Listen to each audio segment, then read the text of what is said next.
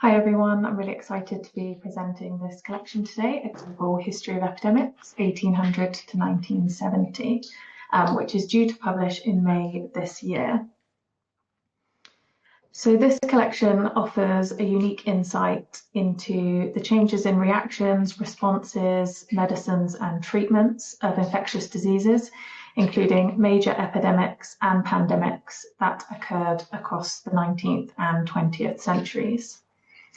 6 file classes were selected from the Ministry of Health and local government boards, and over 70 diseases are covered in the collection, and that includes cholera, influenza, plague, tuberculosis, and smallpox.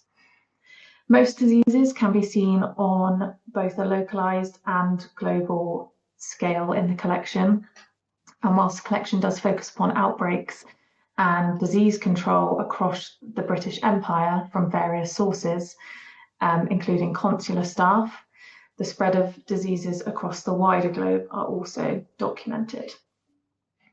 We've got 2 contributing archives. The government file classes derive from the National Archives in London, and the public information shorts have been selected from the British Film Institute. Both archives bring a wealth of material types for researchers to examine and explore in this area of STEM history. So, A Global History of Epidemics showcases interdisciplinarity, and the collection covers many topics and themes, as you can see here. So STEM history, medical advancements, public health development and policies, colonial administration, they underpin the core of this collection.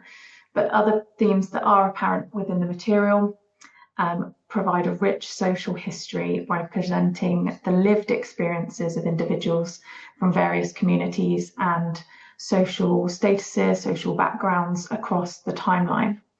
So this includes the experiences of marginalized individuals and communities, such as migrants, people of colour, women, and those with a disability.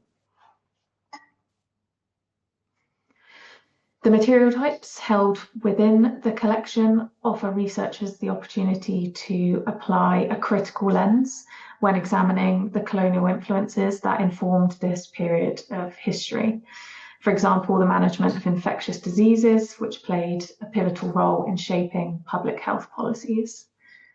The material types within this collection include both sound and silent film, correspondence, reports from consulate staff, as well as medical reports, maps, newspaper clippings, and diagrams, which include architectural sketches for hospitals, sanatoriums, and other institutions. And whilst the majority of the material does offer a top-level view of the developments, individual experiences can be found in the resource. And the audiovisual material highlights, among other things, the social history that was intertwined with medicine and public health during this time period. So I've chosen to mention some highlights in the collection. There are many, but here's just a few. So the material from the British Film Institute allows researchers the chance to consider how the public were positioned amongst health notifications, policies, changes, outbreaks, and disease prevention strategies during the 20th century. The 16 films that are selected show a range of scenarios, including laboratory scenes, as you can see in the top right, doctors' rooms, testing, patient examinations, and everyday scenarios with the public. And these films often show the life cycle of an infectious disease, or offer advice or model ways in which to prevent a spread via both an animation and real-life scenarios, as you can see from the pictures provided. One particular highlight is that several of the shorts feature or were produced by Richard Massingham, who was a British doctor and filmmaker, and who was well known in starring in public information films of the mid-20th century. Several of the films despite the topic, focus on being humorous, employing humour and a slapstick style of comedy when it comes to protocol of hygiene, etiquette, vaccinations. But they also highlight interesting narratives when it comes to who is responsible for an individual's health. So there's some debate there around gender as well.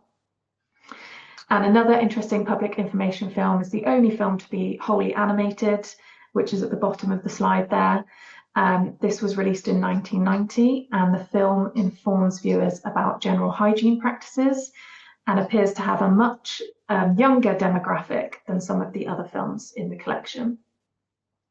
This small collection of films offers a unique perspective to consider how the government chose to position the nation amongst outbreaks, prevention strategies and policy implementation.